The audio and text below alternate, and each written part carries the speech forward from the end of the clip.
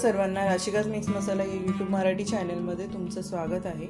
तर आज मी बनवणार आहे याचं रगडा बनवणार। रगड्यापासून 2-3 प्रकार मी बनवणार आहे, त्याचे म्हणजे 2-3 पदार्थ बनवणार आहे। आणि इथे मी पॅटीससाठी 2 बटाटे बॉईल करून घेतलेले आहेत आणि हे मी आता कुकरला लावणार। यात मी हळद आणि मीठ टाकून बॉईल करून घेणार आहे। आता मी इथे कुकर घेतलाय आणि या कुकरमध्ये हे वाटाणे आणि बटाटे एकत्र आपण बॉईल करून घ्यायचे।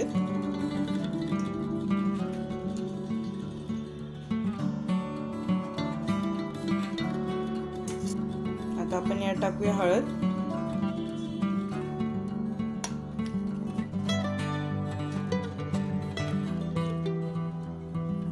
आणि मीठ टाकूया।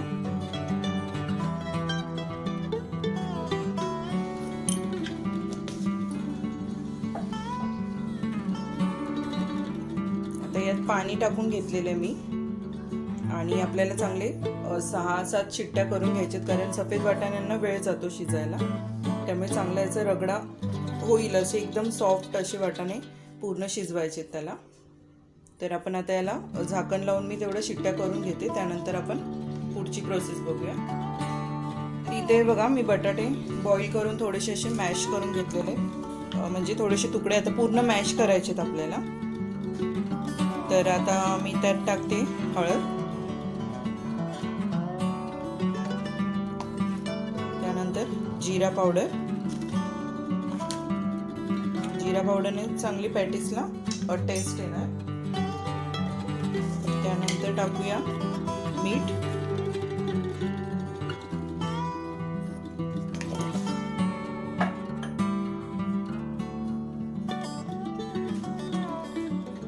यात मी कोथिंबीर नाही टाकत आहे, हे आपले सिंपल असं बनवायचं आहे।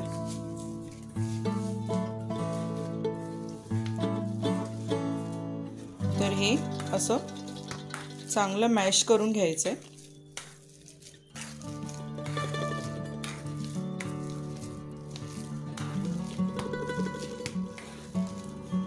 ठीक आहे,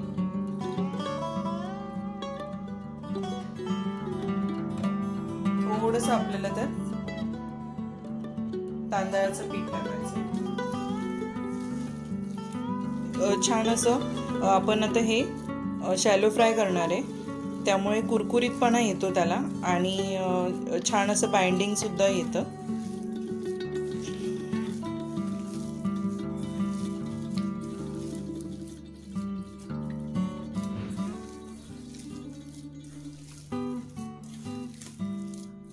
ठीक आहे, हे बघा 1 चमचाच फक्त टाकायचं तांदळाचं पीठ आणि हे आता आपलं तयार झालेलं आहे।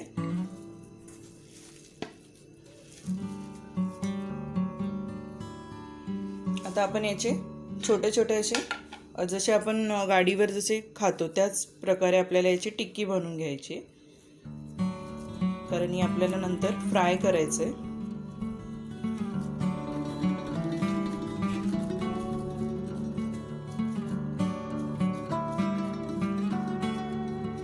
तर अशा पद्धतीने बघा छान असं बाइंडिंग आलेलं आहे आणि मस्त असे तयार झालेले आहेत आपली ही टिक्की। याच पद्धतीने मी बनवून घेते।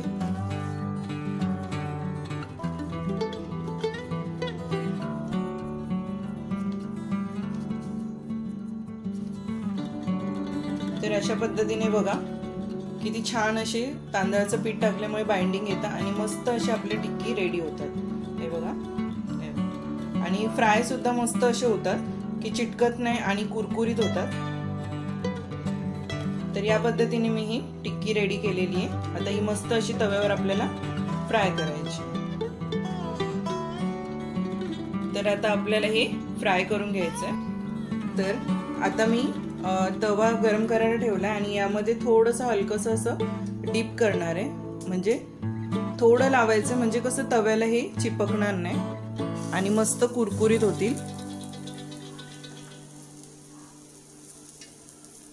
किंवा तुम्ही असेही ठेवले तरी चालेल, काही हरकत नाही। हलकंसं लावलेलं आहे मी, हे बघा एकदम जास्त पण भरभरून नाही लावायचं।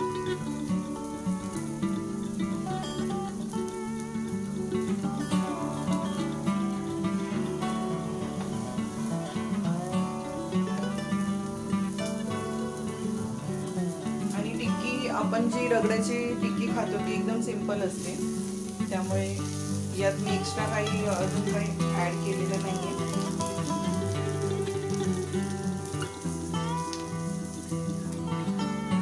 आता आपण पलटी करून घेऊया. हे बघा छान असा कलर येतोय.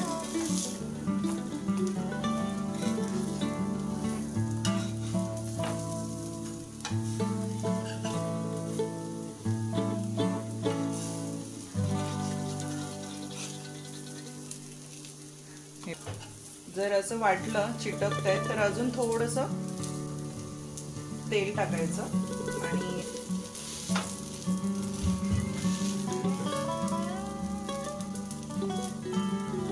आपल्याला एकदम मीडियम फ्लेमच ठेवायची याची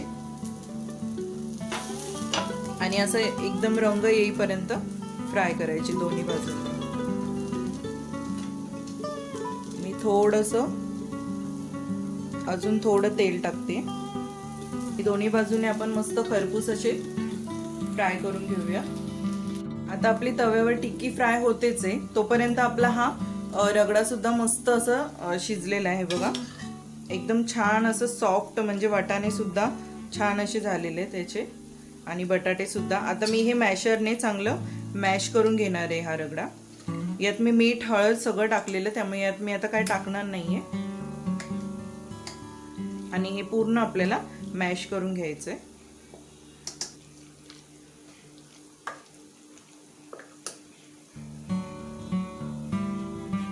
यात आपण थोडं हलकसं पाणी टाकूया. काही जण याला सुद्धा फोडणी देतात, पण मी याला फोडणी देणार नाहीये. हे जितकं सिंपल असतं रगडा तितकं छान लागतो. फक्त कोथिंबीर ऍड करायची, यात टेस्टी बनतो. तर हे बघा मस्त असे आपले ही टिक्की रेडी झालेली आहे बघा. किती छान अशी कुरकुरीत होतात एकदम आणि मस्त आपली ही टिक्की रेडी झालेली आहे. तर आता आपला मी रगडा हा असा बाउल मध्ये काढून घेतलेला आहे आणि त्यात आता आपण कोथिंबीर टाकूया.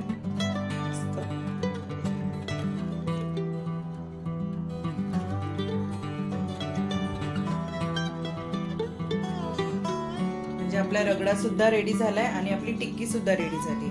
इम्पॉर्टंट गोष्ट म्हणजे जे काय पदार्थ मी बनवणार आहे त्यासाठी ह्या दोन गोष्टी गरजेच्या आहेत आणि त्या रेडी झालेल्या आहेत आपल्या. एक तर रगडा आणि हे आलू टिक्की. ठीक आहे. तर आता मी याच पदार्थापासून आता शेवपुरी बनवायला घेणार आहे, त्यानंतर दहीपुरी आणि पॅटीस अशा 3 वस्तू बनवणार आहे. आणि पाणीपुरी तर सहज आपण बनवूच शकतो. तर आपण आता बनवूया शेवपुरी. तर मी इथे बघा अशा 5-5 पुऱ्या घेतल्या.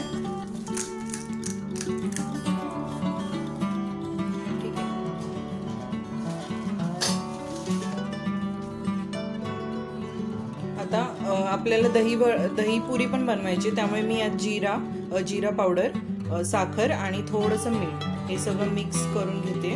हे घरचंच दही आहे. इथे मी कांदा, टोमॅटो आणि कोथिंबीर घेतली. हे पण असं मिक्स करून घ्यायचंय.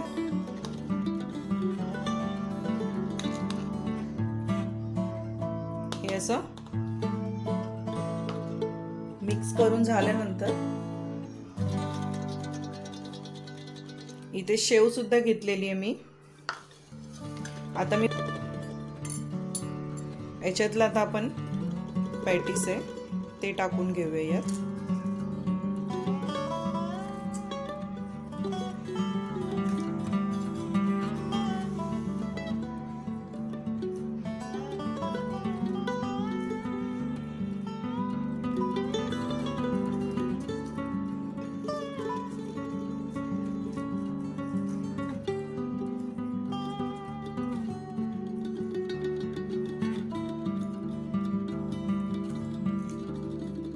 आता मी पॅटीस टाकून घेतलंय. आता आपल्याला त्यात टाकायचंय रगडा.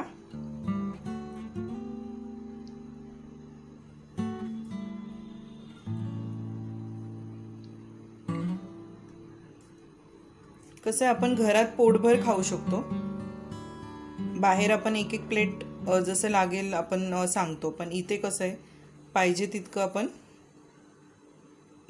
दोन्ही साईडला असं रगडा टाकून घेते।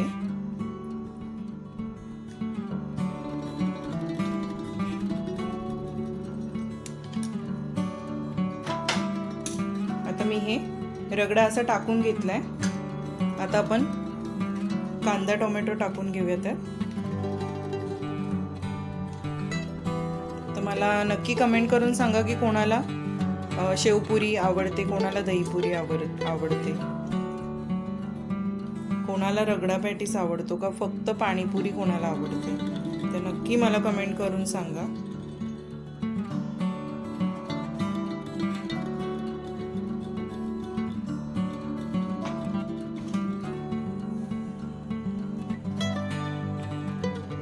आता मी एक दहीपुरी बनवणार आहे, त्यामुळे एकात मी दही टाकते।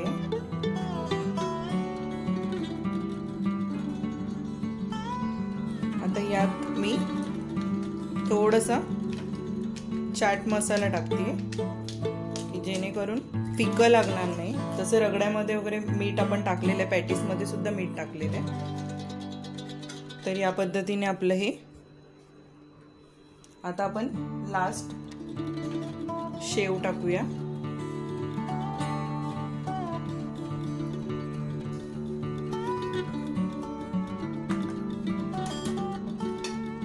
त्यानंतर कोथिंबीर, ही ग्रीन चटणी आणि हे इमलीची चटणी आहे, तर ही सुद्धा आपण थोडी थोडीशी टाकून घेऊया वरतूनच। आता आपण ग्रीन चटणी सुद्धा टाकून घेऊया।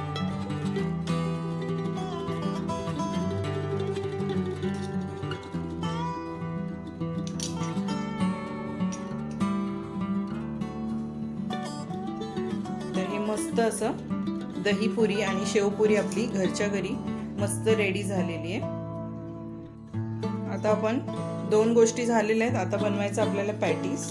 त्यासाठी हा पॅटीस आहे असा मॅश करून घ्यायचा, जसे गाडीवर ते लोक करतात त्या पद्धतीनेच, ठीक। आणि इमलीची चटणी टाकायची, ठीक आहे। रगडा,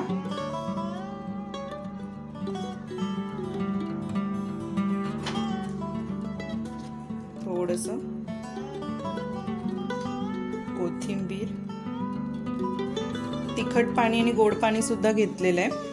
हे सुद्धा आपण शेवपुरीमध्ये आणि पाणीपुरीमध्ये दहीपुरी, हे सुद्धा आपण दहीपुरीमध्ये किंवा पाणीपुरीमध्ये टाकू शकतो, किंवा तुम्हाला असं कोरडं खायचं तरी खाऊ शकतो।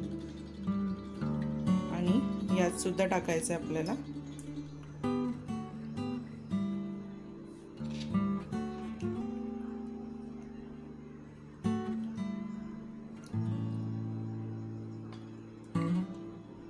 शेव मस्त असं, म्हणजे आपले 3 पदार्थ रेडी झालेत आणि पाणीपुरी तर आपण खाऊ शकतो। पण ह्या 3 गोष्टी कशा बनवायच्या ह्या मी तुम्हाला दाखवून दिलं। तर आपले ह्या 3 पदार्थ रेडी झालेले आहेत। तर कसे वाटतात तुम्हाला नक्की मला कमेंट करून सांगा। आणि हा मस्त असा रगडा पॅटीस,